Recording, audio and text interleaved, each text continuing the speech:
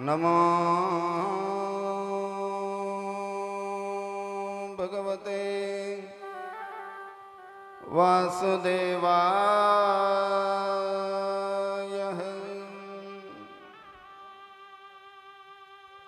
सीतानाथ समारंभान् रामानन्दार्य मध्यमाम्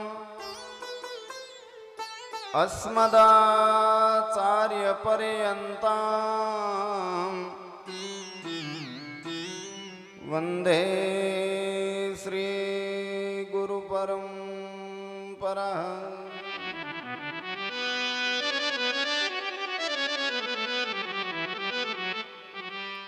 देयं सदा परिभवग्नमभीष्टदोहम् तीर्थास्पदं शिवविरञ्चिनुतं शरण्यम् भृत्यार्तियं प्रणतपालभवाब्धिपोतं वन्दे महापुरुषते चरणारविन्दम्।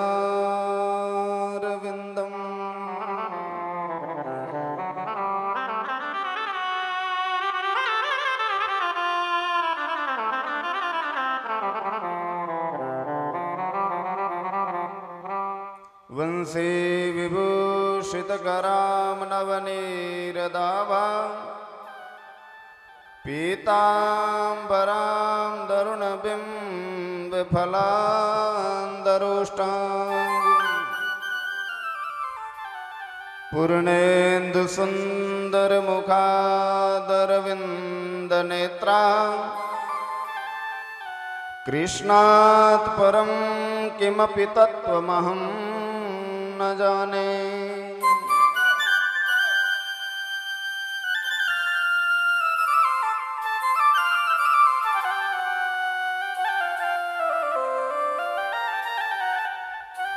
नारायणं नमस्कृत्यं नरं चैव नरोत्तमं देवीं सरस्वतीं व्यासं ततो जयमुदीरयेत्।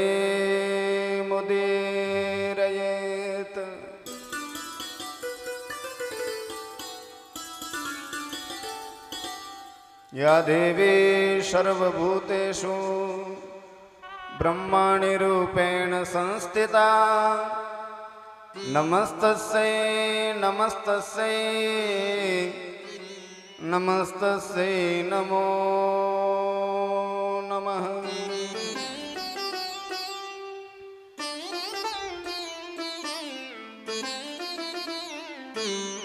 या देवी सर्वभूतेषु करणिरूपेण संस्थिता नमस्तस्यै नमस्तस्यै नमस्तस्यै नमो नमः।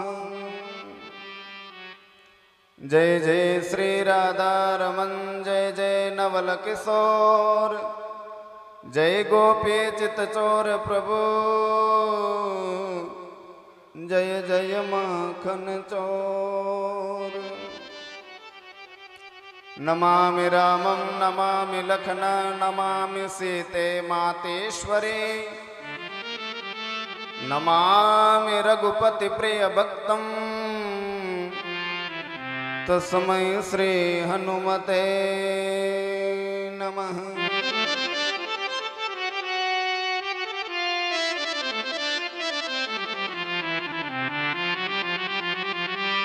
विश्वेशं माधवं डुण्डिं दण्डपाणिं च भैरवं वन्दे काशी गुहां गंगा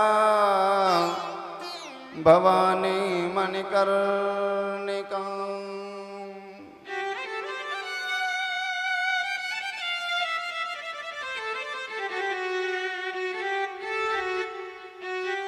श्रीमद्भागवत महापुराणाभ्यां नमः।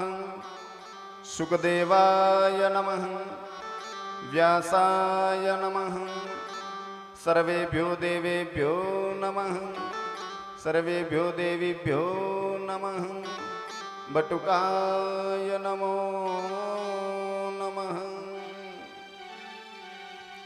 आइएगा, मन और वाणी को पवित्र करने के लिए 2 मिनट मिलकर के हम सभी लोग हरि कीर्तन और उनके बाद में सब लोग मिलकर के आनंद प्रेम के साथ भगवत चर्चा श्रवण करेंगे। श्री कृष्ण गोविंद हरे मुरारे, हे नाथ नारायण वासुदेवा। श्री कृष्ण गोविंद हरे मुरारे, हे नाथ नारायण वासुदेवा।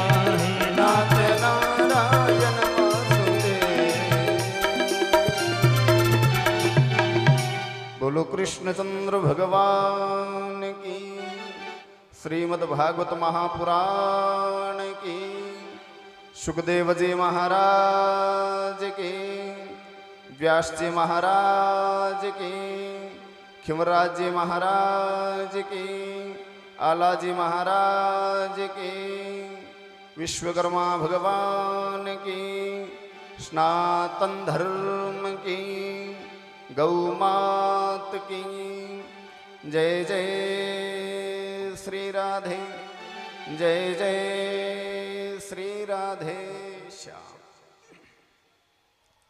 परम मंगलमय प्रातपर अखिलेश्वर, अकारण करुणा वरुणालय भक्तवांछा कल्पतरु तड़ंगादित विनिदित श्री पीताम्बरधारी बालकृष्ण लाल की वांगमयी प्रतिमूर्ति श्रीमद् भागवत महापुराण है।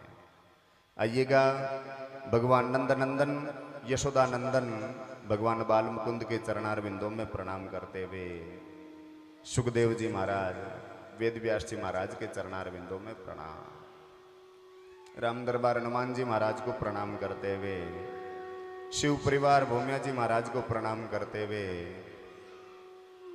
गौ माता के चरणारविंदों में साष्टांग प्रणाम करते हुए आइए वे भक्तगण श्रोताएं माताएं बहनें सबके हृदय में ठाकुर जी का दर्शन और सिए राम में सब जग जानी करे वो प्रणाम जोर जुग पानी, ऐसी भावना रखते हुए हम सब लोग इस पुनीत प्रांगण में बैठ करके कथा श्रवण कर रहे हैं। ये प्रभु की असीम कृपा है और हम सब लोग ये 7 दिवस की गंगा स्वरूप श्रीमद् भगवत चर्चा है।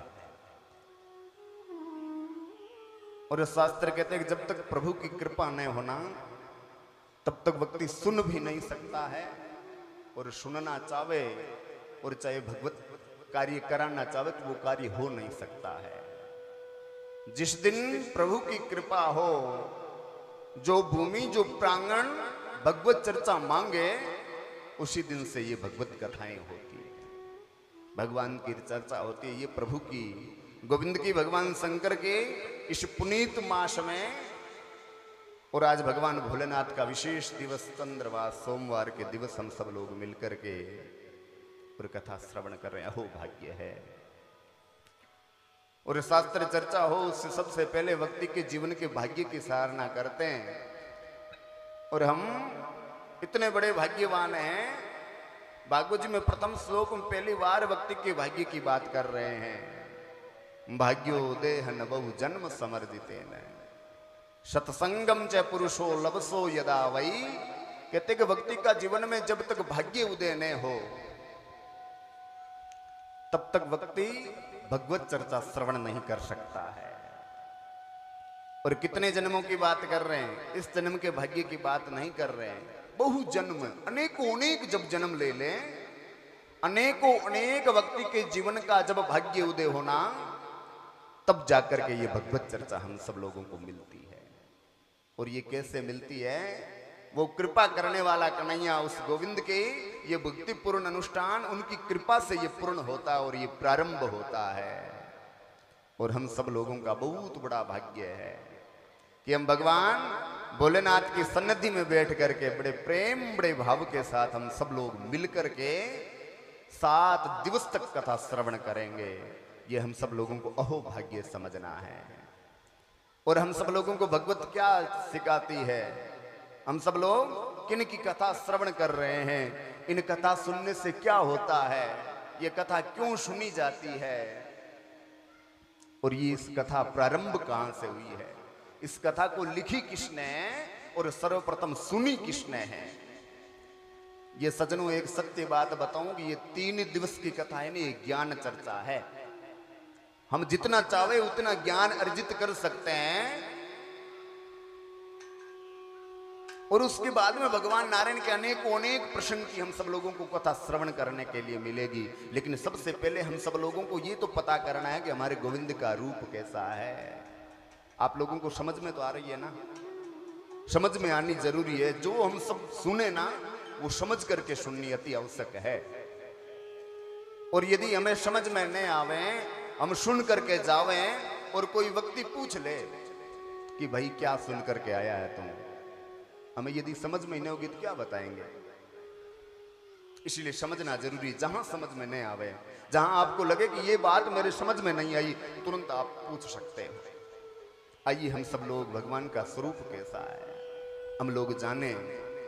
प्रथम श्लोक श्रीमद् भागवत महापुराण के महात्म्य की कथा हम सब लोग मिलकर के श्रवण कर रहे हैं। सच्चिदानंद रूपाय विश्वोत्पत्त्यादि हेतवे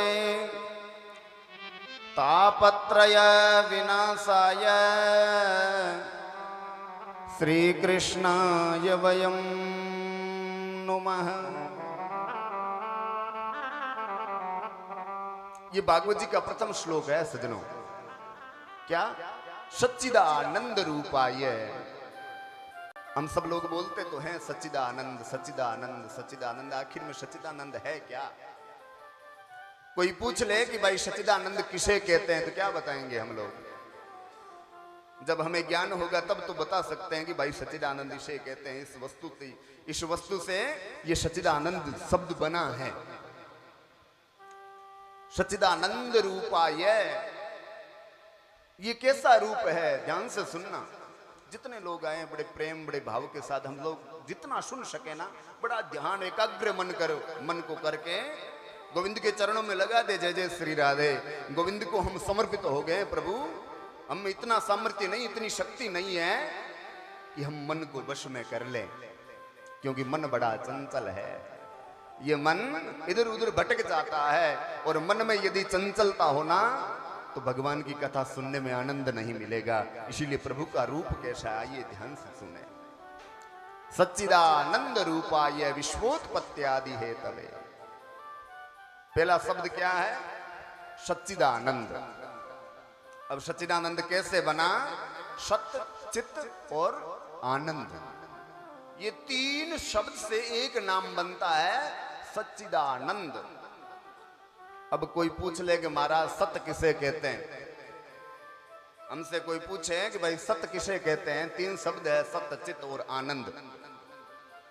तो क्या बताएंगे? हम लोगों को ध्यान होना चाहिए, ध्यान से सुनना। सत्य यानी अविनाशी, जिसका विनाश नहीं होता हो उसे कहते हैं सत्य। और हमारी भाषा में हाथ बोला ना भाई, कि हाथ बोलनो कहीं हो जावे, लेकिन हाथ वगैरह कहीं भी नहीं जानो है। सत्य यानी सत्य, जिसका कभी विनाश नहीं होता हो। और इस धरा में, इस पृथ्वी पर ऐसी कोई वस्तु है क्या जिसका विनाश नहीं होता हो? कोई ऐसी चीज है जिसका विनाश नहीं होता हो? जो हमें दिखाई दे रहा है वो सब विनाश काले है, जिनमें उन सभी वस्तुओं का विनाश होना निश्चित है कि नहीं? ये हमारा घर है, चाहे पेड़ पौधा है, चाहे परिवार है, चाहे पशु पक्षी है, जीव जंतु है, सबका विनाश होना है। तो आखिर सत्य किसको कहा है? ये सब सत शब्द किसका है? सत नाम किसका है? ये हम लोगों को जानने की आवश्यकता है। सत्य का नाम अविनाशी होता है, जिसका विनाश नहीं। ऐसे कौन है? वो हमारा परमात्मा, वो हमारा सच्चिदानंद, जो पहले भी वो था। जहां हमारी सृष्टि की रचना नहीं हुई थी तब कौन थे? कौन बनाने वाला था? ये हम लोगों ने अमल नहीं किया, विचार नहीं किया। लेकिन हम सप्त दिवस में ये सब श्रवण करेंगे कि हम लोगों की उत्पत्ति कैसे हुई है, इस सृष्टि की रचना कैसे हुई है, इस सृष्टि की रचना करने वाला कौन है।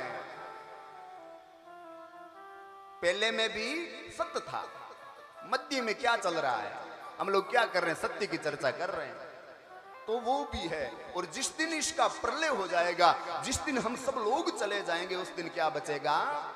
सत्य। तो भगवान पहले भी थे, मध्य में भी उनकी कृपा चल रही है, उनकी शक्ति के आधार पर हम सब लोग जीवित हैं। चराचर जगत में हम सब लोग काम कर रहे हैं। और जिस दिन इस पृथ्वी का प्रलय हो जाएगा, सब लोगों का विनाश हो जाएगा, उस दिन भी उस परमात्मा की आसक्ति यहां रहेगी। तो सत्य भी नाम भगवान का है। दूसरा शब्द आया चित्त। चित्त किसे कहते हैं? चित्त यानी प्रकाश। प्रकाश यानी रोशनी। अब रोशनी कैसी?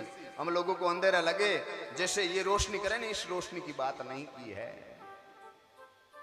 वो चित्त का स्वरूप कौन है? वो भी परमात्मा, जो हमारे अंदर अज्ञानी रूपी अंधकार बैठा है ना। हम लोगों के अज्ञानवश अनेक बात कर देते हैं। उस अज्ञान को दूर करके ज्ञान रूपी प्रकाश भर दे। और उनकी सामर्थ्य किसमें? वो हमारे ठाकुर जी में, वो हमारे परमात्मा के नाम में है। तो चित्त भी नाम गोविंद का है। और तीसरा शब्द बड़ा सुंदर कहा है, आनंद। हम लोगों को कोई पूछ ले कि आनंद किसे कहते हैं तो क्या कहेंगे? हम लोगों के पास आनंद की कोई परिभाषा नहीं है, कुछ भी हम बता नहीं सकते। हम लोग आनंद किसको मानते हैं? जो ये सांसारिक सुख दे उसको आनंद मानते हैं। लेकिन ये आनंद कुछ पल का है, ये आनंद थोड़े समय तक मिल सकता है।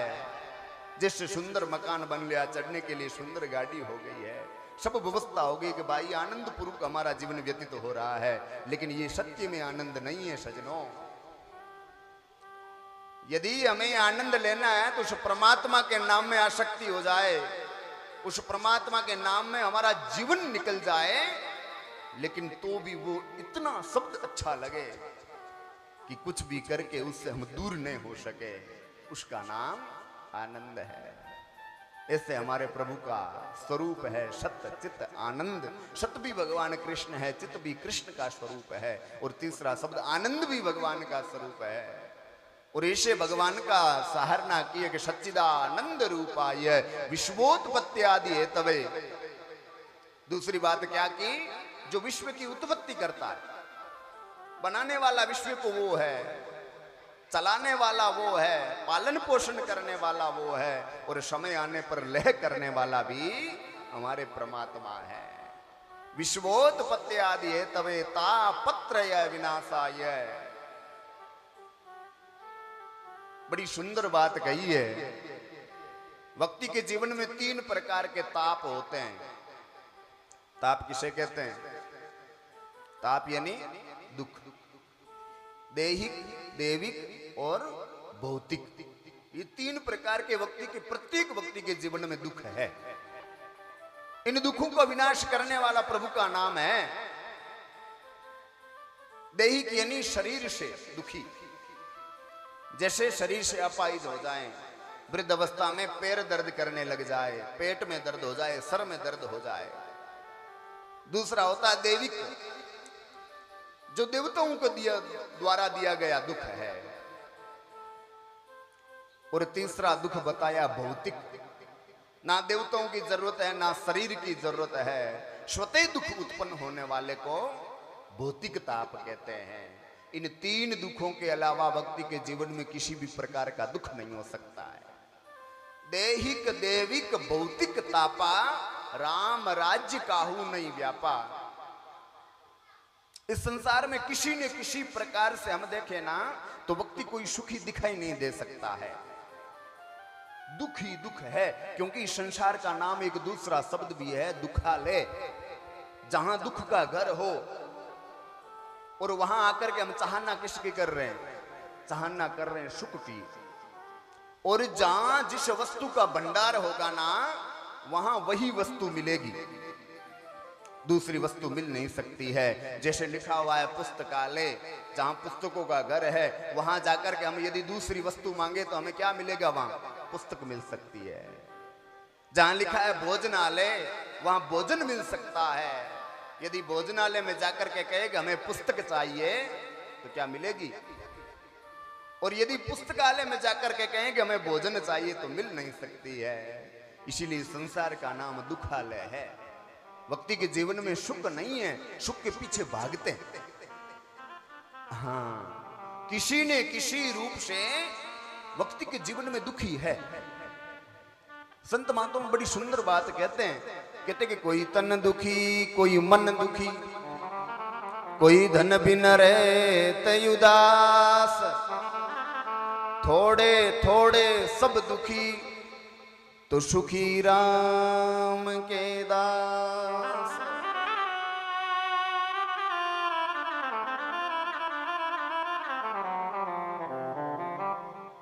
ये बात है सजनों, कोई तन से दुखी है, तन नाम इस शरीर का है, कोई मन से दुखी है।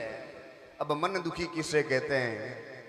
मन दुखी उस व्यक्ति को कहते हैं जो दूसरे के सुख को देख करके स्वतः अपने आप दुख ले ले, उस व्यक्ति को मन दुखी कहते हैं। उसको दुख देने वाला कोई नहीं है, ना किसी प्रकार का उसको कष्ट है, लेकिन पड़ोसी के पास ऐसी व्यवस्था क्यों है, मेरे पास ये व्यवस्था क्यों नहीं है, इससे उसको दुख होगा।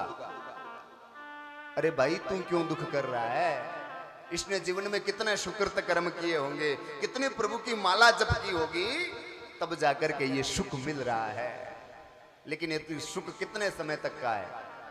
हम लोगों को कोई पूछ ले कि भाई तू सुखी कब तक है, क्या कहेंगे हम? जब तक ये शरीर है तब तक सुखी मान लो। लेकिन ये भी पता नहीं है कि ये जब तक हमारा शरीर रहेगा तब तक हम सुखी रह पाएंगे। कोई कह सकता है? कोई नहीं कह सकता है। जब तक आपके वश में जो चीज है, जब तक आपके शरीर में सामर्थ्यवान हो, तब तक आप कुछ भी कर सकते हो। जो चीज वस्तु प्राप्त करनी चाहो वो कर सकते हो। लेकिन जिस दिन वृद्धावस्था आ गई, जिस दिन पराधीन हो गए ना, तो शास्त्र कहते कि पराधीन सपने सुख नहीं। दूसरों के अधीन होने के बाद में सुख नहीं है। लेकिन तो भी धन की लालसा बढ़ती रहती, आगे भागते रहते, अरे कहीं ना कहीं तो सुख मिलेगा। लेकिन शास्त्र कहते सुख कहीं नहीं है, सुख है तो केवल परमात्मा के नाम में है। और ये पूरा धनवान वही व्यक्ति उसको मान सकते हैं कि जिसको इस जीवन में तो प्रभु की कृपा से सुंदर अवसर प्राप्त हुआ कि मनुष्य देह प्राप्त हो गई है। लेकिन आगे के लिए ये कुछ बांधना है तो उस प्रभु के नाम का स्मरण करना प्रारंभ कर दे। कबीरा सब जग निर्धना, धनवंता नहीं कोय, धनवंता सोई जानिए, जारो राम नाम धन हो। जिस व्यक्ति ने प्रभु के नाम की आसक्ति कर ली है, जिस व्यक्ति ने ये विचार कर लिया कि जीवन पर्यंत मुझे मेरे प्रभु का नाम स्मरण करना है। और शास्त्र कहते हैं कि जब तक अज्ञानी हो, जब तक व्यक्ति को पता नहीं हो, तब तक उस व्यक्ति को दोष नहीं लग सकता है। लेकिन जिस दिन से ये ज्ञान हो जाए कि हम किस काम के लिए आए हैं, हमको करना क्या है, हमको जाना क्या है, और हम इस मनुष्य देह में क्यों आए हैं, इस चीज का हम यदि अमल करेंगे, विचार करेंगे ना, और जिस दिन से हम संकल्प ले लेंगे मेरे प्रभु का नाम जप करना है, चाहे आप कृष्ण नाम जपें, चाहे आप राम नाम जपें, चाहे आप शंकर नाम जपें, आपको जो कुछ अच्छा लगे उस नाम का स्मरण प्रारंभ कर दे। ऐसे प्रभु के नाम में इतनी आसक्ति है कि जीवन में किसी भी वस्तु की कमी नहीं रह सकती है। जीवन में व्यक्ति के किसी प्रकार का कष्ट नहीं रह सकता है। और एक बात कभी कभी व्यक्ति कहते हैं कि महाराज हम लोग इतना प्रभु का कर रहे हैं, भगवान का नाम जप कर रहे हैं, भगवान की अनेकों अनेक रूप से पूजा करवा रहे हैं, तो भी हमारे जीवन में संकट है, कष्ट है। ऐसा क्यों हो रहा है? क्यों? क्योंकि प्रभु का नाम पाप को दूर करने वाला है, पाप का क्षय करने वाला भगवान का नाम है। और आपने इस जन्म में नहीं, पूर्व जन्म में यदि कोई पाप कर्म किए हैं, उन पापों को मिटाने के लिए आपको कष्ट सहना पड़ेगा। इसमें भी हमें दुखी नहीं होना है, हम लोगों को भ्रमित नहीं होना है कि हम ये कर रहे हैं तभी हमको दुख मिल रहा है। ऐसा नहीं कि हमारे पूर्व जन्म में जो पाप किए थे ना, उन पापों को नाश करने के लिए हम लोगों को ये संकट मिल रहा है। सच्चिदानंद रूपाय विश्वोत्पत्त्यादि हेतवे तापत्रय विनाशाय श्री कृष्णाय वयं नमः। ऐसे भगवान गोविंद, ऐसे भगवान कृष्ण को हम बारंबार प्रणाम कर रहे हैं। ऐसे भगवान गोविंद का स्वरूप है। हमारा सनातन है ना सजनों, बड़ा पवित्र है, बड़ा निर्मल हमारा धर्म है। लेकिन देखिए कि आजकल के लोगों की बुद्धि में इतनी दुर्बुद्धि हो गई है कि ऐसे ऐसे व्यक्ति है जिनको ये पता नहीं कि हमारे धर्म का नाम क्या है। उनको धर्म के नियम तो दूर है, धर्म का नाम तक नहीं पता है। और हमारे शास्त्र में, हमारे धर्म में तो किसी भी प्रकार की पाबंदी तक नहीं है कि आप पूजा कर रहे हो, आप नहीं कर रहे हो, आप भगवान का नाम जप करते हो कि नहीं करते हो, सब छूट है। आप जैसा चाहो उस प्रकार से उस गोविंद को भज सकते हो। जितना आपके पास समय है ना, उतने समय में प्रभु का नाम जप कर सकते हो। जैसी आप करवानी चाहे, जैसी आप कर सकते हो, वैसी आप पूजा करो, वो भी भगवान स्वीकार करते हैं। प्रभु तो कहते हैं पत्रम पुष्पम फलम तो यम, आपके पास जो कुछ भी है, पत्र पुष्प फल और ये वस्तु तक नहीं है ना, तो भी छूट दिए। कि आपके पास पूजन करने के लिए सामग्री नहीं है तो आप मानसिक पूजा कर सकते हो। मन से भी आप भगवान की पूजा करोगे ना तो प्रभु स्वीकार कर लेते हैं। हम सब लोगों को बड़ा सुंदर आशीर्वाद देते हैं। इतना निर्मल धर्म बताया है। और इस स्नातन में हम सब लोगों को यदि अवसर मिला है तो इस अवसर को हम लोगों को खोना नहीं है। ऐसा कर्म करना है कि लोग याद करें कि भाई हमारे वो थे जिन्होंने इतनी हम लोगों को सुंदर शिक्षा दी है कि आज हम लोगों को जीवन में कहीं भी भटकने की आवश्यकता नहीं पड़े, कहीं भी हम लोग भ्रमित नहीं हो। इतनी सुंदर शिक्षा देवे। और इस आजकल की पीढ़ी को, आजकल जो युवा बालक हैं, उनको शिक्षा कौन दे सकता है? उनको हमारे धर्म के यदि नियम बताना है और हम हमारे धर्म की मर्यादा बतानी है तो कौन बताएगा?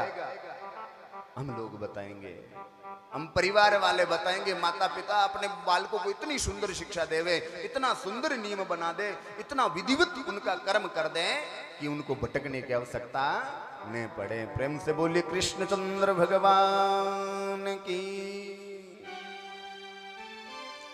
आइएगा, बड़े प्रेम पूर्वक हम सब लोग भगवत चर्चा में प्रवेश करें।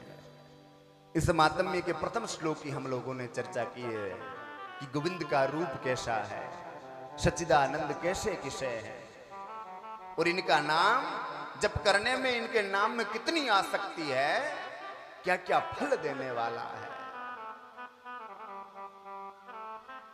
आज हम सब लोग जिस प्रकार से एकत्रित हुए हैं ना, भगवान शंकर और खिमराज जी महाराज के सानिध्य में बैठ करके इन श्रीमद् भागवत महापुराण के अनुष्ठान प्रारंभ कर रहे हैं, भगवत चर्चा कर रहे हैं हम सब लोग। उसी प्रकार से जब ऋषि मुनि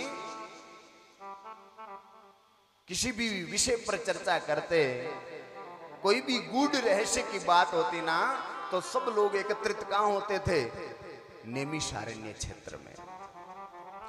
नैमिषारण्य क्षेत्र में शौनकादि ऋषि 88,000 संत जन हमेशा विद्यमान रहते हैं, जिनकी उम्र बहुत बड़ी बड़ी है। उनके जीवन में कई बार चतुर्युगियां भी बीत गई है, सतयुग, त्रेता, द्वापर, कलयुग। जिस युग में हम जी रहे हैं ना, ऐसे ऐसे कई बार युग बदल चुके हैं। कई बार स्वर्ग का राजा इंद्र बदल चुका है, लेकिन वो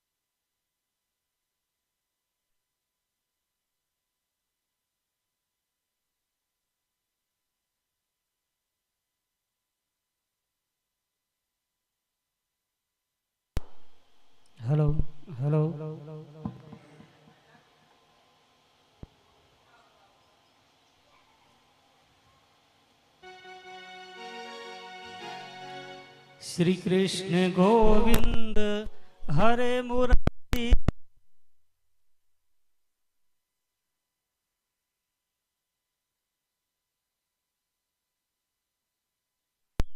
मुरारी हे नाथ नारायण वासुदेवा हे नाथ नारायण वासुदेवा हे नाथ नारायण वासुदेवा हे नाथ नारायण वासुदेवा हे नाथ नारायण वासुदेवा। श्री कृष्ण गोविंद हरे मुरारी हे नाथ नारायण वासुदेवा श्री कृष्ण गोविंद हरे मुरारी हे नाथ नारायण वासुदेवा हे नाथ नारायण वासुदेवा हे नाथ नारायण वासुदेवा। बोलो कृष्ण चंद्र भगवान की, श्रीमद् भागवत महापुराण की जय हो। आइएगा, बड़े प्रेम बड़े भाव के साथ हम सब लोग उसी नैमिषारण्य क्षेत्र में चले जहां सोनकादि ऋषि हमेशा विद्यमान रहते हैं। उन सोनकादि ऋषियों ने एक बार सब लोग एकत्रित होकर के बैठे और जो ये हमारा युग आने वाला था ना, इस युग के बारे में चर्चा की है। ध्यान से सुनना। उन्होंने देखा कि इस युग में प्रभु की भक्ति कैसे प्राप्त होगी, क्योंकि व्यक्ति के जीवन में इतना समय तक नहीं बचेगा कि वो अनेक वर्ष भगवान की तपस्या करके भगवत कृपा प्राप्त कर ले। हम लोगों को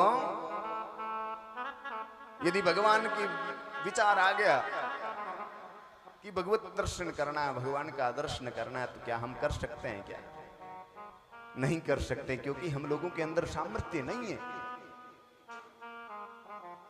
दूसरे युगों में अनेक हजारों वर्ष तपस्या करते ऋषिजन, तब जाकर के भगवान वरदान देने के लिए आते, दर्शन देने के लिए आते। लेकिन आजकल के लोगों को इस युग में कोई भी ऐसा व्यक्ति है जो प्रभु की कृपा प्राप्त करना चाहता हो, भगवान की दर्शन करना चाहता हो, ऐसा कोई भी व्यक्ति नहीं मिलेगा।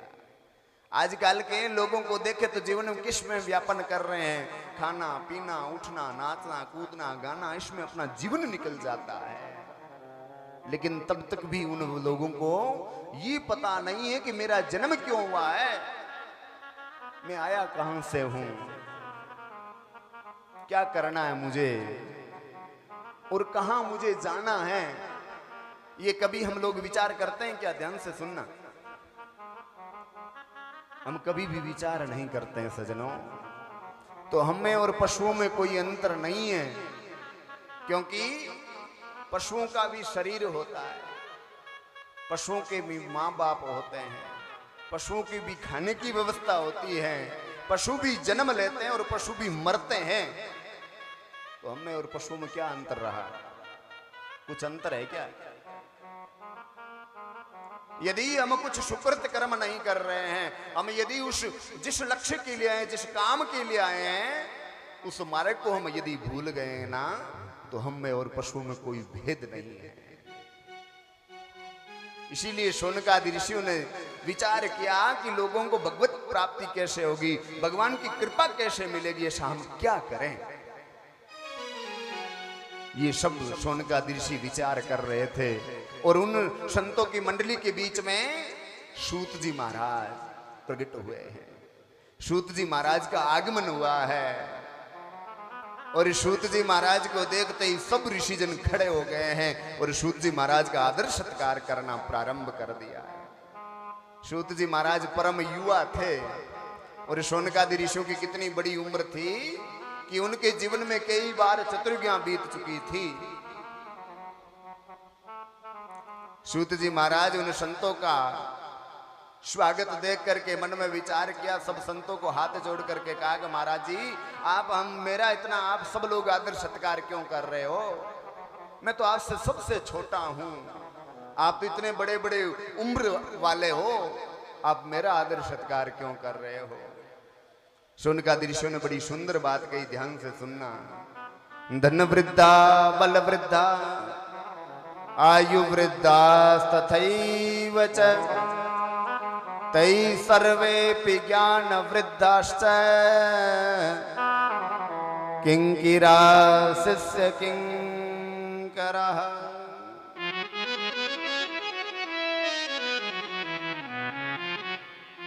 शौनकादि ऋषि कहते हैं धन वृद्धा, कोई धन में बड़ा होता है उसे हम बड़ा नहीं कह सकते, उसे बोलते धनाढ्य व्यक्ति है, धनवान है, लेकिन तो भी उसका आदर सत्कार लोग करते हैं कि भाई ये धन वाला है, ये पैसे वाला व्यक्ति है, हमारे काम आएगा, वो स्वार्थ हो जाएगा हम लोगों का। उस व्यक्ति को हम धनवान कह सकते हैं। धन वृद्धा बल वृद्धा, कोई बल में भी बड़ा होता है, जिसमें शक्ति ज्यादा हो, ताकत ज्यादा हो, उसे हम बलवान कहते हैं। वो भी यदि साधारण व्यक्ति के सामने आवे तो ये हम लोगों को विचार आ जाएगा कि हमसे बलवान है, इसीलिए उसका हम आदर सत्कार कर देंगे। तीसरी बात कही आयु वृद्धास तथैव च, कोई उम्र में भी बड़े होते हैं, जिनकी उम्र ज्यादा हो वो आयु में बड़े हैं, लेकिन शौनकादि ऋषि कहते हैं तेई सर्वेपि ज्ञान वृद्धाश्च, जो ज्ञान में बड़ा है ना वो सबसे बड़ा है। और सूत जी आप तो एक ज्ञान की मूर्ति हो, आप तो वेदों की खान हो। सूत जी ने कहा कि ऋषियों मेरे से क्या काम पड़ा है, आपको मुझसे क्या जरूरत पड़ी है, क्या पूछना चाहते हो? सूत जी महाराज को सुंदर आसन लगाया है। सूत जी महाराज उन संतों की मंडली के बीच में बैठ गए हैं और ऋषियों ने प्रश्न किया कि कृष्ण प्राप्ति कर्म शाश्वत साधनम तद्वेदाधुना, हमें कृष्ण प्राप्ति करनी है, लोगों के पास समय नहीं है, भगवत प्राप्ति कैसे होगी? भगवान के मार्ग पर वो यदि चलने का प्रयास करे तो वो चलेगा कैसे? आप हमें कृपा करके ये बताइए कि भगवत प्राप्ति हम लोग कैसे कर सकते हैं? ध्यान से सुनना। सूत जी महाराज ने बड़ी सुंदर बात कही। सूत जी ने कहा कि व्यक्ति को सर्वप्रथम ये समझना चाहिए कि मनुष्य का जीवन क्या है। हम लोगों को ये विचार करना है कि हमारा जीवन क्या है और कैसा जीवन हम लोगों को मिला है। सूत जी महाराज ने कहा कि काल व्याल मुखग्रास है त्रास निर्नाश है तवे, ये काल रूपी बहुत बड़ा अजगर अपना विशाल मुख खोल करके बैठा है और उस अजगर के मुख में मैं बैठा हूं, ऐसा विचार करना चाहिए। हमारा जीवन कब तक सुरक्षित है? हम लोग ये विचार करें कि मैं एक बहुत बड़े अजगर के मुख में बैठ गया हूं। जीवित कब तक है? जब तक वो अजगर मुख अपना बंद नहीं कर ले। जैसे ही अजगर ने मुख बंद किया हमारा जीवन तो समाप्त हो जाएगा। और आजकल क्या है, ये संसार क्या है? ये काल रूपी अजगर अपने विशाल मुख में हम सब लोगों को बिठा करके रखा है, लेकिन यहां जन्म लेने के बाद में मृत्यु को भूल जाते हैं कि भाई हम नहीं मरेंगे। कोई ऐसा विचार करता है क्या कि एक दिन मेरी भी मृत्यु होगी? कोई सोचता है? कोई नहीं सोचता है। इसीलिए व्यक्ति को सर्वप्रथम ये समझना चाहिए कि मेरा जीवन क्या है, कितने समय तक मैं जीवित हूं, तब जाकर के भगवत प्राप्ति में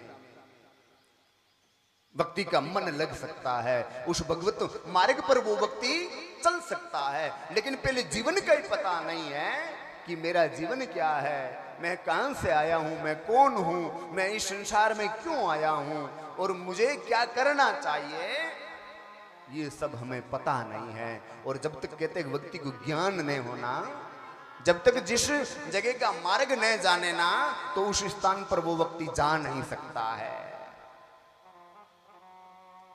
इसीलिए सर्वप्रथम हमारे जीवन की परीक्षा करनी है। हम लोगों को ये विचार करना चाहिए कि मुझे कितने समय मिला है, इस समय में मैं क्या क्या कर सकता हूं। ये सब शिक्षा हम सब लोगों को श्रीमद् भागवत महापुराण में मिलेगी।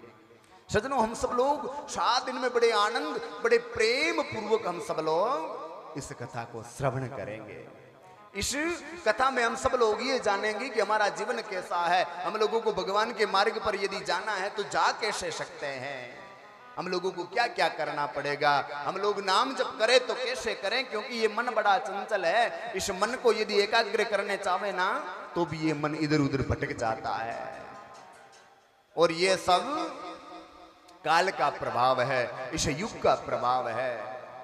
क्योंकि यदि भगवत मार्ग पर व्यक्ति जाना चाहे, आप लोग कभी भी विचार कर लेना, आपको आलस से निद्रा कभी भी नहीं आएगी। लेकिन जहां भगवान की चर्चा होती हो, जहां यदि हम विचार कर लें कि आज हम लोगों को माला जप करनी है, और जैसे ही माला लेकर के बैठेंगे, एक माला जप की है, दूसरी माला जप की है, तीसरी माला जप करते करते हम लोगों को आलस से आ जाएगा कि आज इतना ही बहुत है। होता है कि नहीं होता है? क्योंकि ये काल का प्रभाव है। वो परमात्मा इतना हम लोगों के नजदीक नहीं है कि हम लोगों ने याद किया और तुरंत हाजिर हो गया है। उसके लिए पहले, सबसे पहले मन को एकाग्र करना पड़ेगा। इस शरीर पर हम लोगों को जीत करनी पड़ेगी, इस जीवन को हम लोगों को वश में करना पड़ेगा, तब जाकर के वो भगवान हम लोगों पर कृपा करने के लिए तैयार होगा। लेकिन हम लोगों को तो ये तक मालूम नहीं कि मैं कौन हूं, ये हम लोगों को मालूम नहीं है। इस संसार में 2 शब्द बड़े प्रचलित है, ध्यान से सुनना, मैं और मेरा। क्या हम सब लोग बोलते हैं? ध्यान से विचार करके सुनना कि ये 2 शब्द हम बोलते हैं कि नहीं, मैं और मेरा। अब मैं कौन है और मेरा क्या है?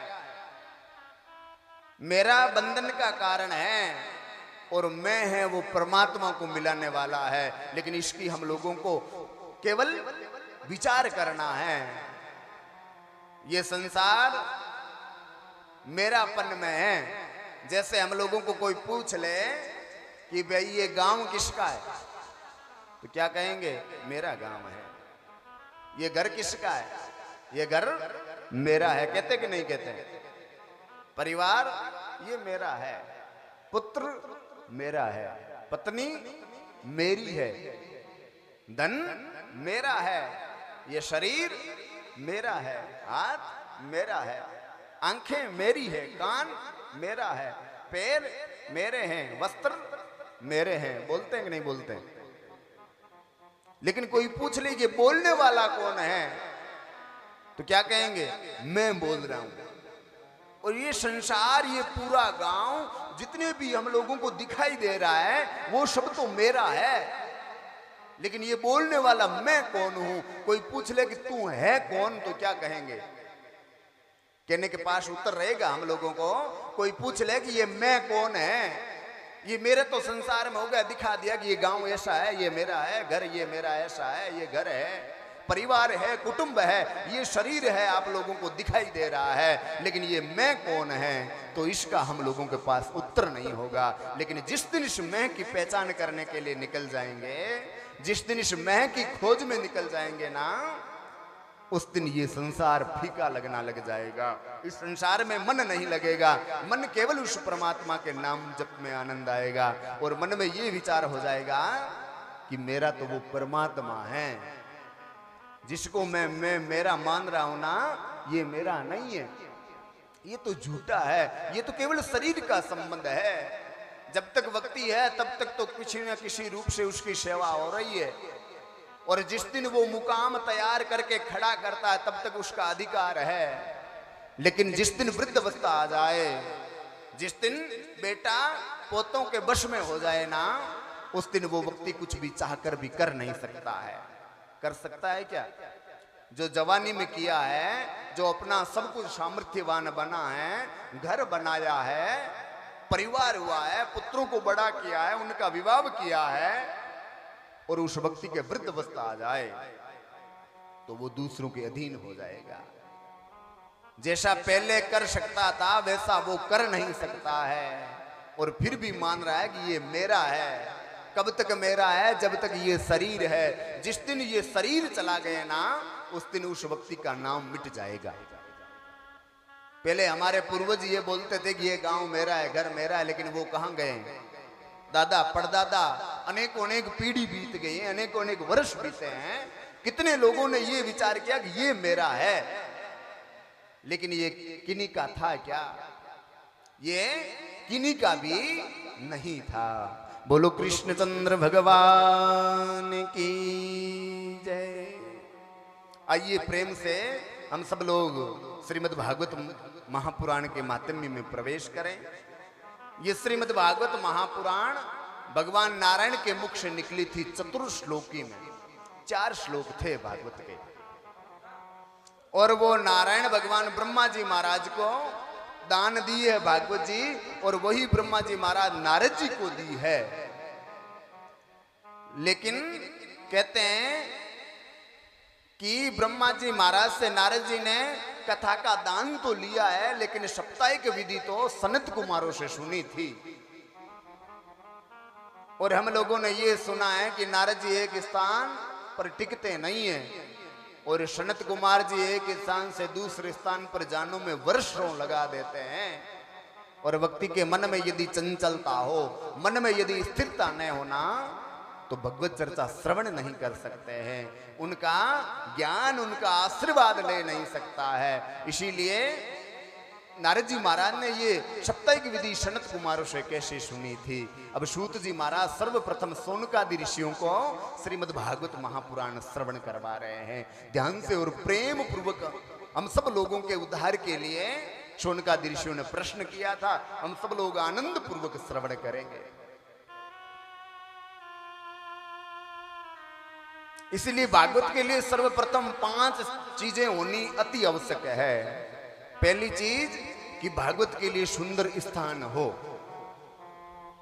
जहां सुंदर भगवान विराजमान हो, भगवान की वेदिका निर्माण हो, भागवत महापुराण विराजमान की जाए, और वहां श्रोता और वक्ता को किसी भी रूप में डिस्टर्ब न हो।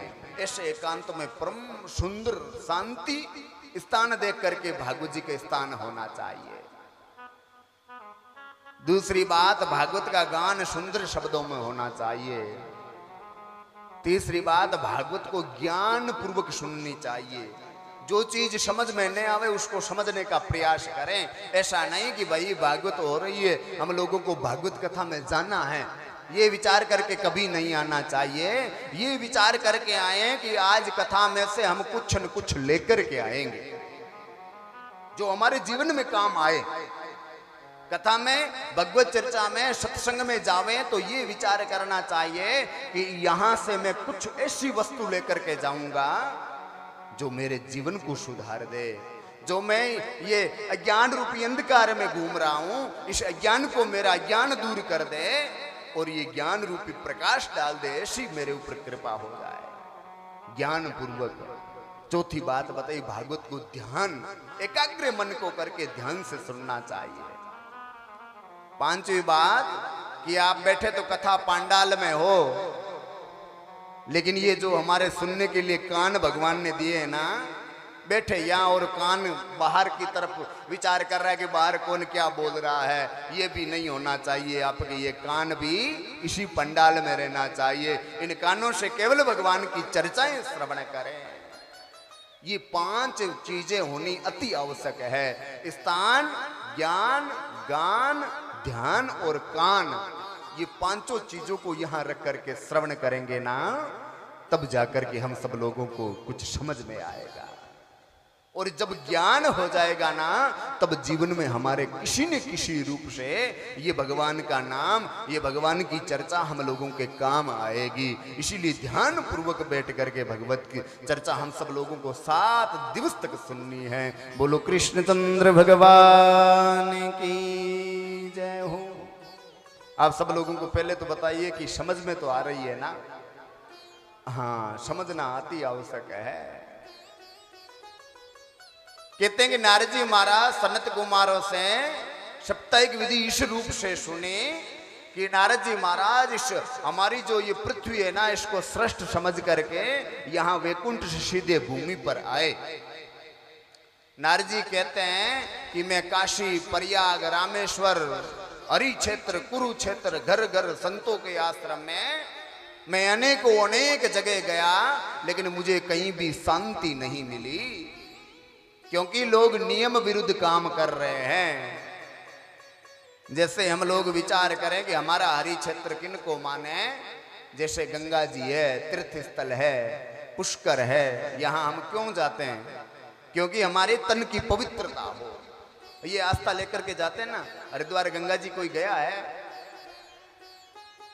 लेकिन वहां भी आजकल के लोगों ने गंदगी फैला दी है दुर्बुद्धि के कारण।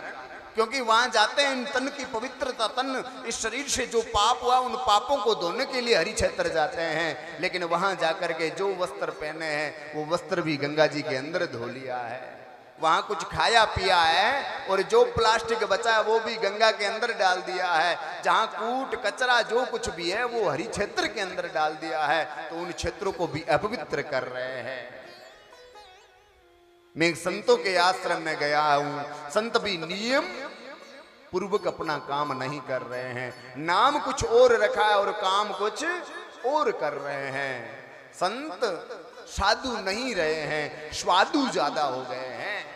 साधु का काम होता है कि जिस व्यक्ति के जीवन में किसी भी रूप से वो दुखी है, किसी भी रूप से उसको कष्ट है, उस कष्ट की निवृत्ति करके उस कष्ट को साध देना, उसको भगवत मार्ग पर ले आवे, उसका नाम साधु है। संतों का नाम तो त्यागी जी महाराज है, और महाराज जी ने बड़ा सुंदर बंगला बनाया है। किसी व्यक्ति ने पूछा कि भाई ये किनका बंगला का है? ये तो त्यागी जी का है। नाम क्या? कि त्याग दिया है हमने, मैं तो त्यागी हूं। और यदि त्याग दिया है तो ये बंगला कहां से बन गया है? ऐसे ऐसे नाम है और काम कुछ और कर रहे हैं। ये भी नियम पूर्वक अपना जीवन व्यतीत नहीं कर रहे हैं। संत यदि बन गए हम, यदि भगवत मार्ग पर चल पड़े ना, तो इस संसार के सुखों का कोई मतलब नहीं है। साधु क्या करे संत इस संसार के सुख का? केवल उनका लक्ष्य ये होना चाहिए कि मुझे तो मेरे गोविंद को प्राप्त करना है, मुझे तो मेरे राम को प्राप्त करना है, वो साधु है। और किसी भी व्यक्ति के जीवन में यदि अज्ञान आ जाए, उन अज्ञान को दूर कर दे, उसके दुख को दूर कर दे, उसका नाम साधु है। कहते कि मैं घर घर में गया हूं। अब हम सब लोगों के ऊपर आ गए, ध्यान से सुनना। मैं घर घर में गया हूं, घर में भी नियम नहीं है, नियम विरुद्ध काम हो रहे हैं। क्या हो रहे हैं? पुराने जमाने की हम थोड़ा विचार करें कि आज से 15-20 साल पहले हमारे घर का क्या नियम था कि माताएं उठे तो उठ करके सबसे पहले स्नान करना, फिर रसोई घर को खोलते थे, उस रसोई घर की साफ सफाई करते थे, अग्निदेव की स्थापना करते, उसमें शक्कर का भोग लगाते थे कि नहीं? पहले अग्निदेव को भोग लगाना, फिर उस पर जो वस्तु बनावे, चाय बनावे, चाहे पानी गर्म करें, चाहे भोजन बनावे, वो बाद में करते थे। और भोजन बनाते हैं तो पहले छोटी छोटी रोटी बनाते थे, जैसे कुत्ते की, गाय की, अतिथि की, संत की। अब क्या कर रहे हैं? अब नींद खुले चाहे न खुले, उठते ही क्या कहेंगे कि भाई चाय जल्दी से लेकर के आओ, चाय के बगैर मेरी नींद नहीं उड़ रही है। स्नान किया कि नहीं किया है, उठते ही सीधे रसोई घर में गए हैं। और विष्णु देव कहाँ है, विष्णु भगवान कहाँ, ये पता नहीं है। अग्नि की स्थापना करनी ये पता नहीं है, भोग लगाना के लगाना नहीं लगाना है, तुरंत चाय बनाई और लेकर के आ गए हैं। भोजन बना रहे हैं तो भोजन का भी विरुद्ध काम कर रहे हैं, किसी का भी भोजन नहीं बन रहा है। सर्वप्रथम पतिदेव ऑफिस जावे, काम करने जावे, तो जिनके लिए प्रथम रोटी बनती थी वो अपने पति को टिफिन पैक करके दे देते हैं और वो लेकर के जाते। ये गृहिणी का नियम नहीं है, घर का नियम नहीं है। लेकिन कहते हैं कि घूमते घूमते मुझे कहीं भी शांति नहीं मिली, और मैंने एक बीच रास्ते में एक कौतुक देखा। कौतुक क्या युवा माता है और उस स्त्री के पास 2 पुरुष वृद्ध अवस्था में और मूर्छावस्था में उस माता के पास पड़े थे।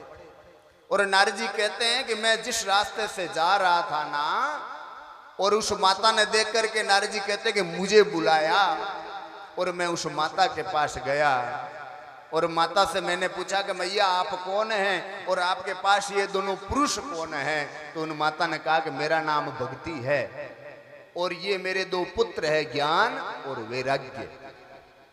कहा कि माता तो युवा अवस्था की और पुत्र वृद्ध अवस्था में, ये ऐसे कैसे? कहा कि अभी तक लोगों के मन में भक्ति तो जागृत है, ज्ञान और वैराग्य किसी के पास नहीं है, इसीलिए मेरे ये दोनों पुत्र मूर्छित हो गए हैं। ये इन दोनों की वृद्ध अवस्था आ गई है। और महाराज जी आप ऐसा कुछ कीजिए जिससे मेरे पुत्रों की मूर्छा अवस्था दूर हो जाए और मेरे जो मन में कष्ट है ना, इस कष्ट की निवृत्ति हो जाए।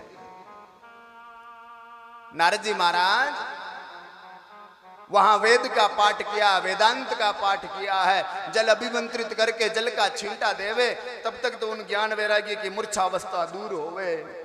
और जैसे ही जल का छींटा देना बंद करें, तुरंत वो मूर्छित हो जाते हैं। ये करते करते आकाशवाणी हुई, अरे नारद जी आप यदि भक्ति के कष्ट की निवृत्ति करना चाहते हो, ज्ञान वैराग्य की मूर्छा अवस्था दूर करना चाहते हो, तो आप सत्कर्म कीजिए, आप सत्कर्म करें। नारद जी महाराज ये बात सुनकर के वहां से रवाना हो गए हैं। चलते चलते बद्रीनाथ धाम में सनत कुमार जी चारों भाई बैठे थे। ब्रह्मा जी महाराज के मानस पुत्र हैं। सनत कुमार जी की नजर नारद जी के ऊपर पड़ी और नारद जी महाराज को उदास दुखी देख करके मन में विचार किया। नारद जी को कहा करे, अरे नारद जी आप इतने दुखी क्यों हो, आप इतने चिंतित क्यों हो? हम लोगों ने सुना है कि जिनके घर में यदि कष्ट हो, दुख हो, उन घर में यदि नारद जी का पदार्पण हो जाए ना, तो उनके कष्ट की निवृत्ति हो जाती है, दुख दूर हो जाता है। और आज आप स्वयं इतने दुखी हो। नारद जी महाराज ने पूरी पूरी बात सनत कुमार जी को बताई है। सनत कुमार जी को कहा कि मैं ये यहाँ गया हूं और आकाशवाणी हुई भक्ति ज्ञान वैराग्य की कष्ट की निवृत्ति के लिए कि सत्कर्म करो। अब सत्कर्म क्या है, सत्कर्म करूं क्या? सनत कुमार जी ने कहा कि सत्कर्म आप यदि करना चाहते हो तो श्रीमद् भागवत महापुराण की कथा करें। नारद जी ने कहा कि मैंने वहां वेद का पाठ किया है, वेदांत का पाठ किया है, और वेद वेदांत के पाठ से यदि ज्ञान वैराग्य की मूर्छा अवस्था दूर नहीं हुई तो केवल श्रीमद् भागवत महापुराण से कैसे होगी? सनत कुमार जी ने कहा कि वेद तो एक वृक्ष है और उस वृक्ष से पका हुआ फल श्रीमद् भागवत महापुराण है।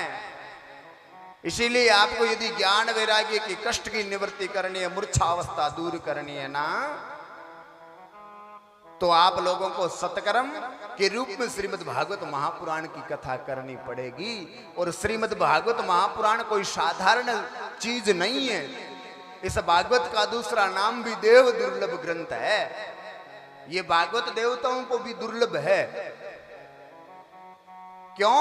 क्योंकि कहते हैं कि एक बार राजर्षि परीक्षित को 7 दिन में मृत्यु का श्राप मिला और सुखदेव जी महाराज श्रीमद् भागवत महापुराण कथा करके उसकी कष्ट की निवृत्ति के लिए आए। तो देवता लोग सुखदेव जी महाराज के पास गए और सुखदेव जी महाराज को वहां स्वर्ग से अमृत का कलश लेकर के आए और सुखदेव जी को कहा कि महाराज आप परीक्षित की मृत्यु बचाना चाहते हो, परीक्षित की 7 दिन में मृत्यु होने वाली है, तो आप ऐसा कीजिए कि परीक्षित को ये स्वर्ग का अमृत पिला दें और आप हम लोगों को ये श्रीमद् भागवत कथा अमृत का पान करवावे।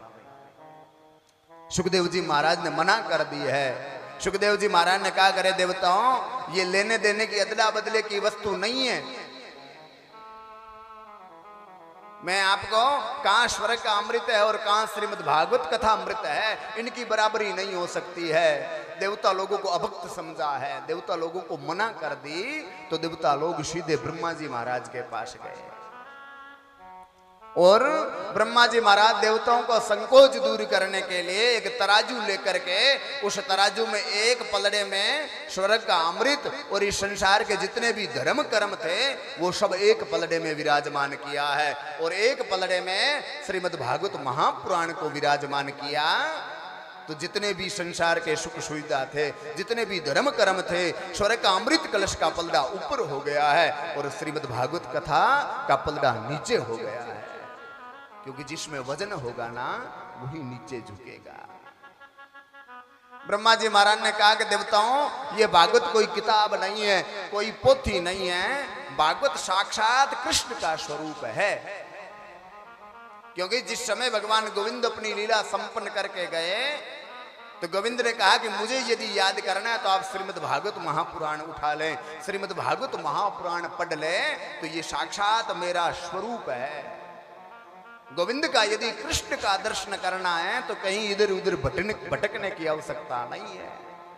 श्रीमद् भागवत महापुराण साक्षात कृष्ण का स्वरूप है।